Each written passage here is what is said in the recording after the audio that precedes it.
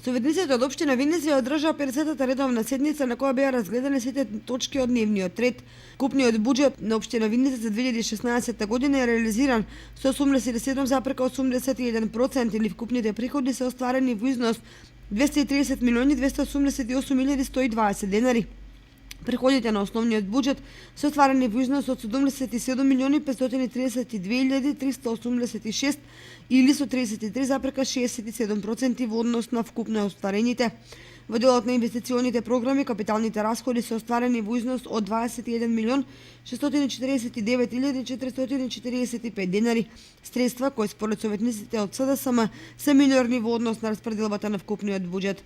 Широка полемика помеѓу градоначалникот Емил Дончев и опозицијата отвори завршната сметка и годишниот финансиски извештај на општината околу неисплатените обврски на општината, па се фокусираа за потрошените пари за стипендско здравоживо и на планот за нови вработувања кој повторно се најде на дневен ред на оваа седница.